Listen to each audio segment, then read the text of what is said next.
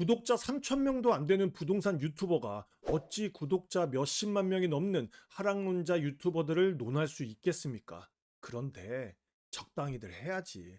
진짜 구역질 나서 봐줄 수가 없습니다. 제 영상을 봐주시는 분들 중 많은 분들이 무주택자 분들인데요. 저도 과거 무주택일 때 하락론자들 말에 많이 흔들렸지만 제 구독자분들이 흔들리는 건 절대로 참을 수 없습니다. 저는 사실 상승론자, 하락론자라는 말 자체도 너무 싫어요. 마치 존재하지도 않는 신을 믿는 사이비 종교처럼 한쪽으로만 치우친 편향된 시각을 강요하고 믿지 않거나 반대되는 의견을 제시할 때는 거의 매장 수준으로 비난하고 조롱합니다. 부동산 전문가랍시고 미래의 상승과 하락을 맞출 수 있다고 얘기하는 작자들의 말은 다 X소리입니다. 맞출 수 없다고요. 아무도 맞출 수 없고 신도 맞출 수 없다고요. 특히 하락론자들은 부동산 가격이 떨어지길 바라는 무주택자들의 간절한 마음을 이용해서 수도 없이 자극적인 콘텐츠를 뽑아냅니다. 왜?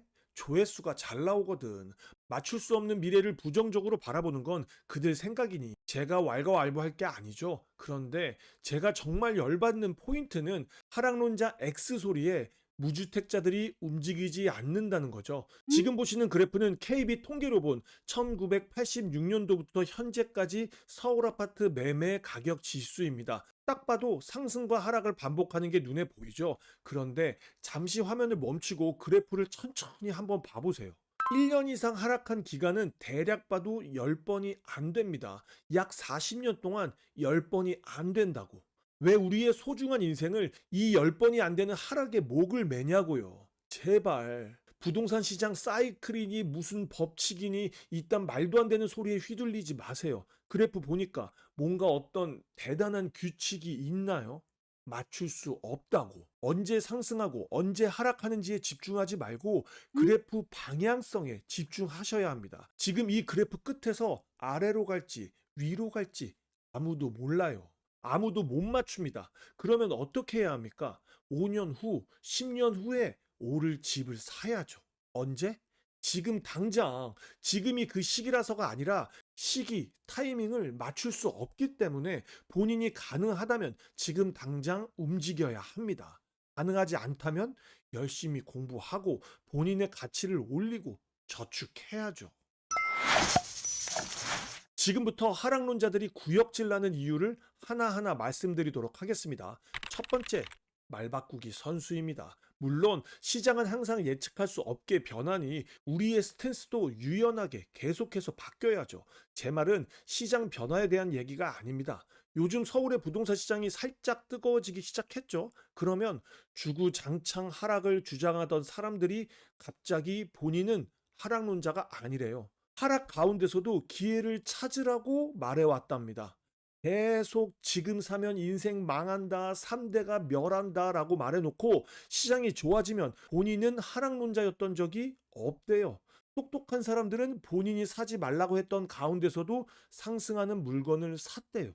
이게 무슨 두 번째, 수년째 똑같은 소리만 합니다. 이 예측할 수 없는 시장 속에서 수년째 똑같은 얘기만 해요. 이걸 어떻게 하냐고요? 대표적인 하락론자를 제가 거론할 수는 없지만 다들 아시죠? 그 사람들 유튜브 채널 가서 썸네일만 쭉 한번 봐보세요. 5년 전이나 3년 전이나 1년 전이나 지금이나 똑같습니다. 그냥 망한대요. 그러다가 상승하면 본인은 하락론자가 아니래요. 웃기지도 않습니다. 세 번째, 시장이 하락 신호가 보이면 여지없이 언론이나 타 유튜브 채널에 나와서 본인의 말이 맞았다고 허세를 떨고 본인의 말을 듣지 않고 매수한 사람들을 비아냥거립니다. 아, 이 부분이 가장 구역질 나는 부분이죠. 이게 뭡니까? 네 번째, 이렇게 비아냥거리면서 또 다음 시장을 예측하고 선동합니다. 가장 자주 하는 말이 뭔지 아십니까?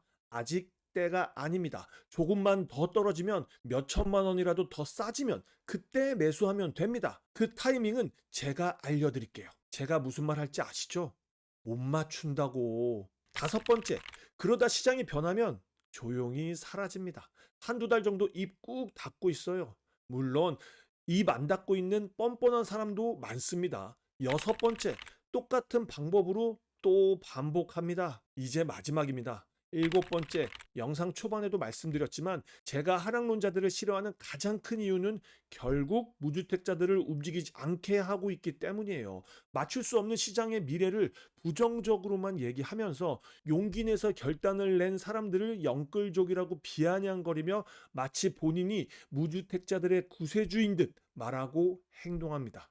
진짜 구역질 납니다. 마지막으로 이 그래프를 다시 한번 보세요. 자본주의 사회에서 시장을 만만하게 보면 절대로 안 됩니다. 절대로 맞출 수 없어요. 40년 동안 1년 이상 하락 구간은 10번이 안 됩니다.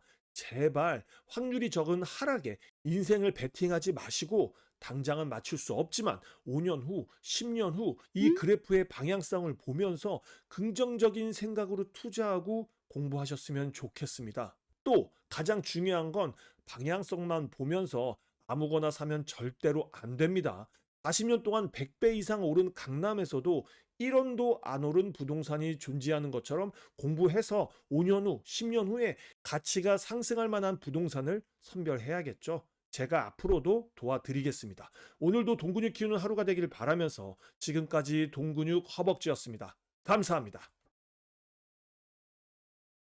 이게 도대체 무슨 일입니까?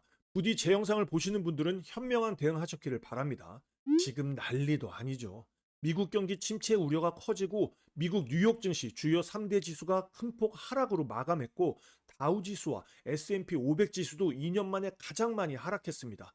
미국뿐만이 아니죠. 일본 니케이 지수는 하루 사이에 12.4%가 폭락했고 비트코인은 일주일 새 19% 급락, 알트코인인 솔라나, 도지코인은 26% 급락했습니다. 전 세계가 난리도 아니에요.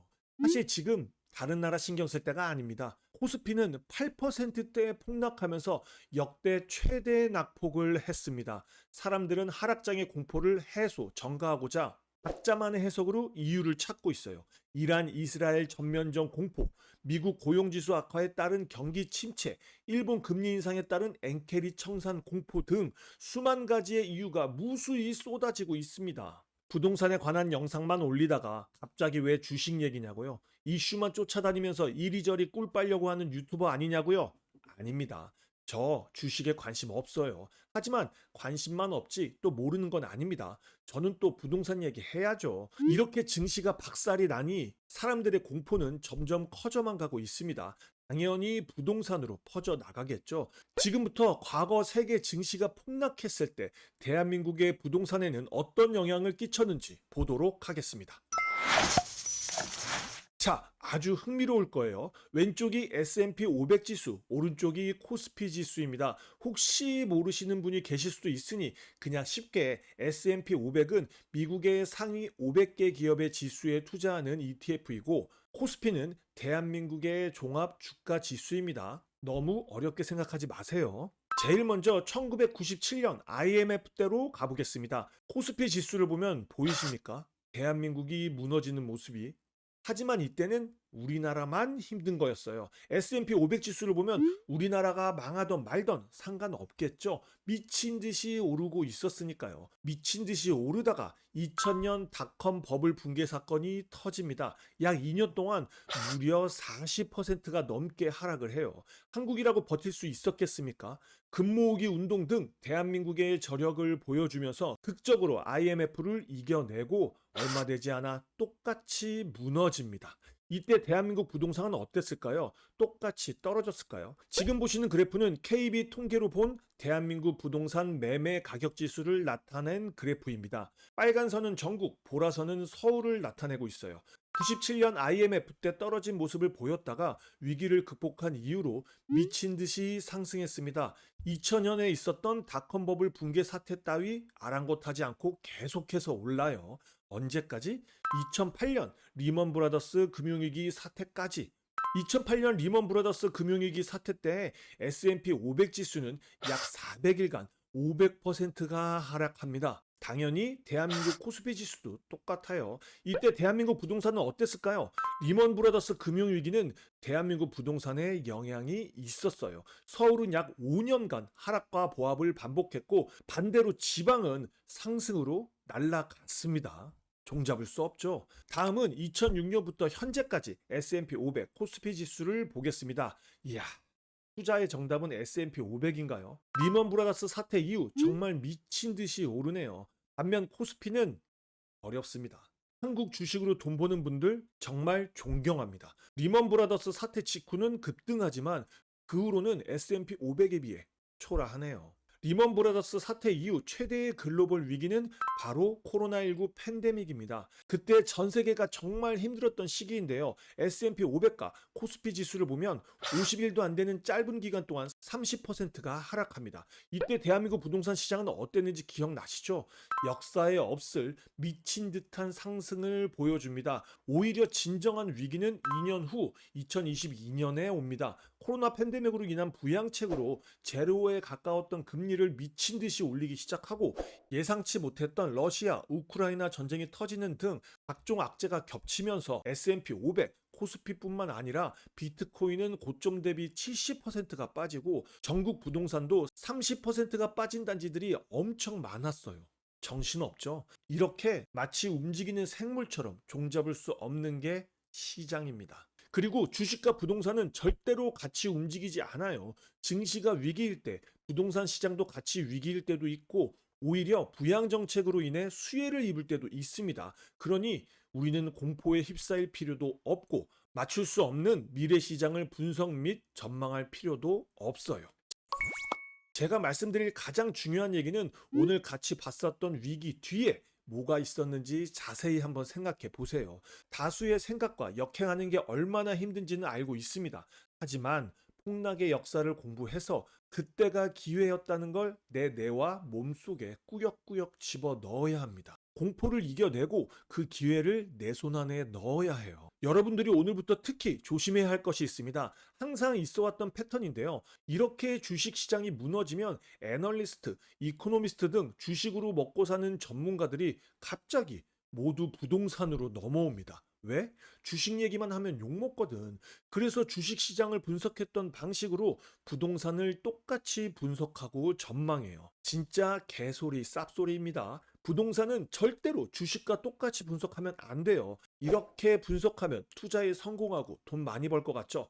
아닙니다. 맞출 수 없어요. 제 말은 못 믿어도 피터 린치의 말은 믿을 수 있으시죠? 누군가 금리를 연속 3번 맞출 수 있다면 그는 억만장자가 될 수 있습니다. 맞출 수 없는 미래에 얽매이기보다는 지금 위기를 기회로 잡으시길 간절히 기원합니다. 오늘도 돈 근육 키우는 하루 되길 바라면서 지금까지 돈 근육 허벅지였습니다. 감사합니다.